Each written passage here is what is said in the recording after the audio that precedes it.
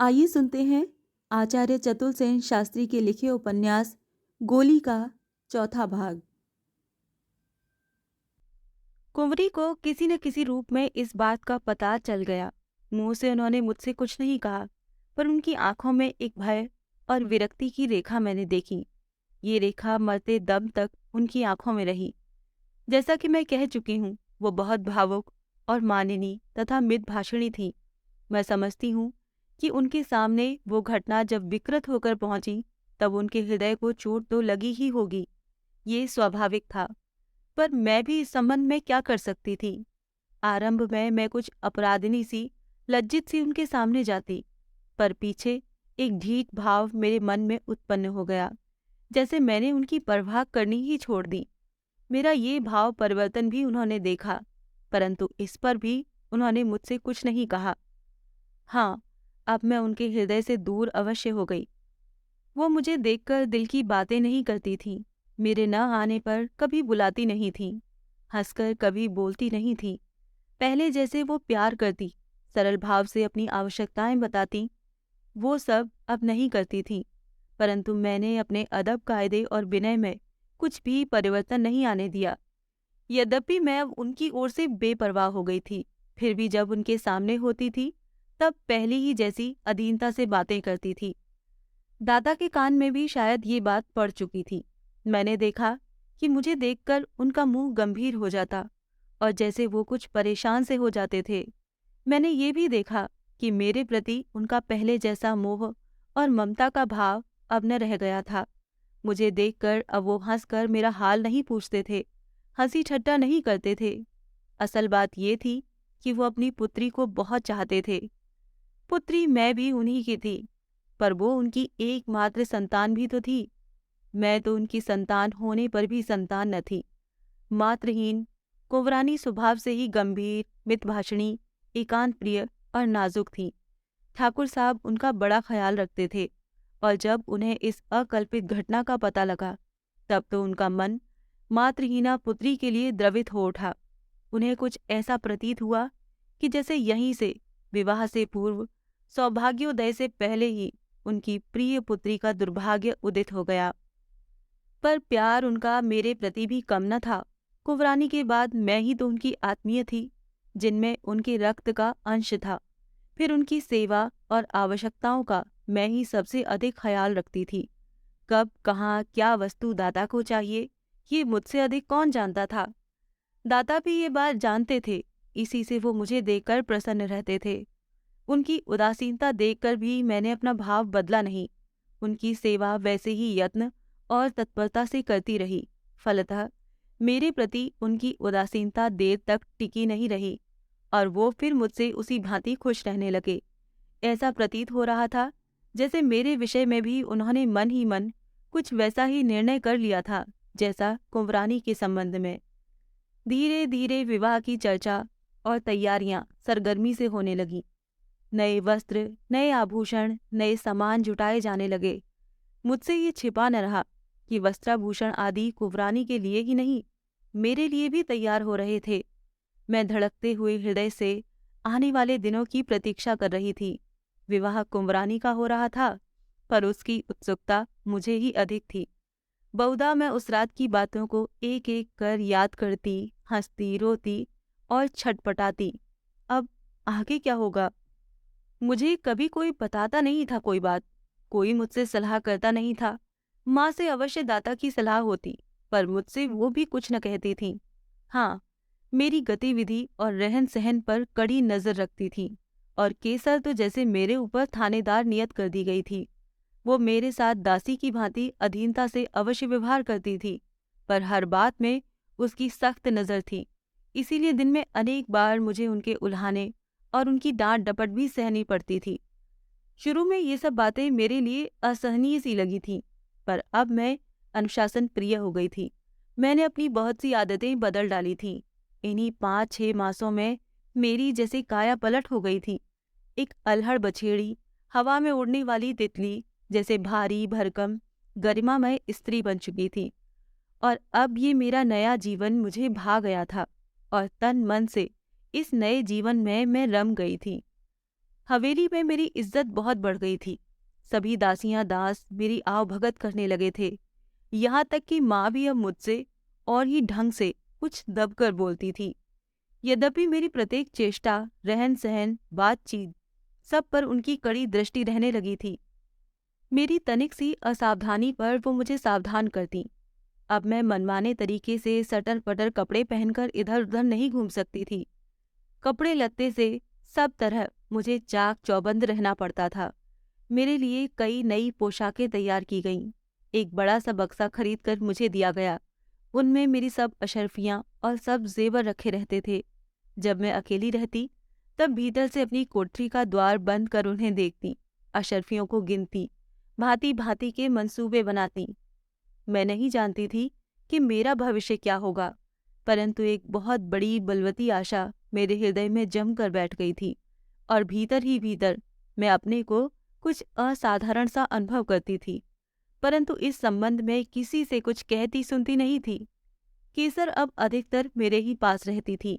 वो अब एक दासी की भांति मेरी सेवा करती, अधीनता और आदर से बातचीत करती थी। वो मुझे रानी जी कहकर संबोधित करती थी। पहले उसका ये संबोधन मुझे व्यंग सा प्रतीत होता था, किंतु अब जैसे मैंने अपना ये नया नाम स्वीकार कर लिया था और कभी कभी मैं सचमुच रानी की भांति व्यवहार करती थी और अपने को रानी ही समझती थी। माँ और केसर मेरी सभी हलचल और छोटी छोटी चेष्टा का पूरा ध्यान रखती थी और अब मैं भी जैसे अपना गौरव समझ गई थी और उसी के अनुसार रहने और व्यवहार करने लगी थी। परंतु महाराजा धीराज ब्याहने नहीं आए। राजपुरोहित, चारण, भाट और राज्य के दीवान उनकी कटार और फेंटा लेकर आए। राजपुताने का ये पुराना दरबारी कायदा था, जो कदाचित उस जमाने का था जबकि राजा लोग युद्धरत रहते थे। उन्हें बहुत कम फुर्सत रहती थी। दूर देश के यातायात साधन सुलभ न थे और राजा को स्वयं अधिक समय न था, खासकर ब्याह जैसे फालतू काम के लिए। देर तक युद्ध स्थली या राजगद्दी को सूनी छोड़कर अनुपस्थित रहना उन्हें श्रेयस्कर न था, कदाचित निरापद भी न था। जी हाँ, मैंने ब्याह को एक फालतू काम कहा। राजाओं के ब्याह उनके जीवन की ऐसी महत्वपूर्ण घटनाएं न थीं जिनका उनके जीवन पर स्थायी प्रभाव पड़े। ये ब्याह तो होते ही रहते थे, कभी कभी तो वर्ष में 2-4। उनकी गिनती कौन करता था और परवाह किसे थी। ठाकुर ठिकानेदार अपनी लड़कियां रनवास में ठूंस देना लाभदायक समझते थे। इससे उन्हें 2 लाभ थे। लड़की रानी बन जाती थी और ठिकानेदार को सदा बड़ी बड़ी रियासती सुविधाएं आसानी से राजा से दिलाती रहती थीं। ये ठाकुर ठिकानेदार भले ही एक गांव के ठाकुर ठिकानेदार क्यों न हो, उनका रुतबा बढ़ जाता था। वो राजा के ससुर और अपने इस पद का अधिक से अधिक लाभ उठाते थे। ये तो रही ठाकुर ठिकानेदारों की बात। बड़े बड़े छत्रधारी राजा भी बड़े बड़े महाराजाओं के रनवासों में अपनी बेटी जैसे तैसे ठूंस देने में ही अपनी भलाई समझते थे। प्रथम लाभ तो इससे ये होता था कि वो दोनों राज्य आपस में संबंधी और मित्र बन जाते थे। न परस्पर लड़ने का खतरा हट जाता था, अपितु आवश्यकता होने पर शत्रु से लड़ने में एक दूसरे का हाथ बटाते थे। इसके अतिरिक्त राज्य के भीतरी से भीतरी भेद समाचार उन्हें मिलते रहते थे। उनके लिए सब सुविधाएं सुगमता से प्राप्त होती थीं। उनकी लड़कियां रनवास में आकर उनकी राजदूत बन जाती थीं और महत्वपूर्ण राजनीतिक सेवाएं करती थीं। इन कारणों से चाहे बड़ा छत्रधारी राजा हो, चाहे कोई छोटा ठाकुर ठिकानेदार, वो इस बात की परवाह नहीं करता था कि राजा की आयु क्या है, वो बूढ़ा है या कुरूप, आदमी है या जानवर, और लड़की सौतों पर जाती है या सती होने के लिए। वो तो यत्न विधि से अपनी लड़कियां छत्रपति राजाओं को देते ही थे। संक्षेप में उनकी लड़कियों की शादियां पतियों से नहीं, राजगद्दियों से होती थीं। वो पत्नी नहीं, रानी बनाई जाती थीं। उनमें से बहुतों को जीवन में कभी कभी एक बार ही पति सहवास प्राप्त होता था, कभी वो भी न होता था। कभी ब्याह के तुरंत बाद ही चिता पर जीवित जलकर सती धर्म निभाना होता था।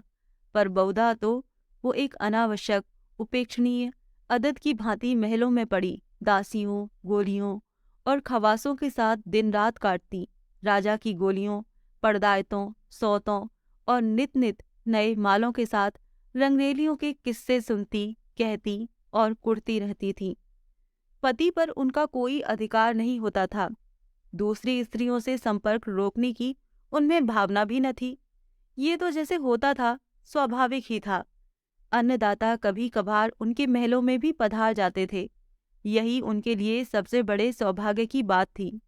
ऐसे ही वो दिन थे और ऐसे ही रीति रिवाज उन दिनों राजस्थान में थे। सतीत्व का उन्हें पूरा निर्वाह करना पड़ता था। यद्यपि राजा पक्का लंपट और शराबी होता था, वो पर पुरुष को देख भी नहीं सकती थी, छू भी न सकती थी। राजा के मर जाने पर उन्हें सती होना पड़ता था। ऐसा भी उदाहरण है कि विवाह के बाद 36 वर्ष तक वो पति गृह में रही और इस बीच उसने एक बार भी पति का स्पर्श नहीं किया। फिर दूर देश में युद्ध में पति का देहांत हुआ तो उसे उस पति की पाक गोद में रखकर चिता में जलकर सती होना पड़ा। अब आप इसी एक उदाहरण से राजस्थान के राजाओं और उनके रणवासों में रहने वाली रानियों के असाधारण जीवन को समझ सकते हैं। यद्यपि महाराजा धीराज ब्याहने नहीं आए थे, तथापि राज पुरोहित के साथ लाभ जामा बहुत था। हाथी, घोड़े, प्यादे, सेवक, दास दासी, पालकी, नालकी, रथ, बहली, ऊंट, सिपाही, सवार, चाकर और गोलों की गिनती न थी। गढ़ी के बाहर मैदान में दूर तक रावटियों की पांत पड़ गई थी। गोरी पलटन का बाजा खास तौर से मंगाया गया था। इसके अतिरिक्त गवैये, रंडियां, भांड, आतिशबाज, कलावंत दूर दूर से आए थे। कुछ बुलाए गए थे, कुछ खबर सुनकर अपने आप ही इनाम इकराम के लालच से चले आए थे। वो जत्थे बांधकर इधर उधर घूमते, जहां तहां अपने करतब दिखाते, शोर मचाते, लंबे चौड़े आशीर्वाद और शुभकामनाएं जोर शोर से बकते झकते फिर रहे थे। शोर, धूल, गर्द और भीड़ भाड़ का अंत न था। सैकड़ों मंगते, ब्राह्मण और भाट आप ही आ जुटे थे। जहां तहां वो भी जोर शोर से विरत बखान रहे थे। सैकड़ों भट्टियों पर गुलाब, दाल और अन्य मेवों की दारू खींची जा रही थी। सैकड़ों बकरे, मेढे काटे जा रहे थे। विविध मांस और पकवान बन रहे थे। उनकी गंध वातावरण में फैल रही थी। दिन भर भिश्ती लोग छिड़काव करते। रात को सैकड़ों नाई खवास मशालें जलाते, पर न धूल का बवंडर दबता था और न अंधकार दूर होता था। अव्यवस्था और भीड़ भाड़ ऐसी थी कि कोई किसी की नहीं सुन रहा था। विधि नियम के अनुसार विवाह सांगोपांग संपन्न हुआ। सब रीति रिवाज अपनाए गए, सब मंगल विधान किए गए, यज्ञ वेदी रची गई, अग्नि प्रदक्षिणा हुई, सप्तपदी हुई, ग्रंथि बंधन हुआ, हथलेवा हुआ। दूल्हे के स्थान पर फेंटा और कटार ने सब कार्यों और रस्मों की पूर्ति की। राजपुरोहित ने सारे अनुष्ठान किए। विशेष बात ये हुई कि कन्यादान के समय मैं और 9 और कुल 10 गोलियां भी दहेज में दी गईं। हमें भी एक विशेष प्रकार के वस्त्र पहनाए गए। हमसे भी ग्रह देवताओं का पूजन, उपवास और षोडशोपचार कराया गया।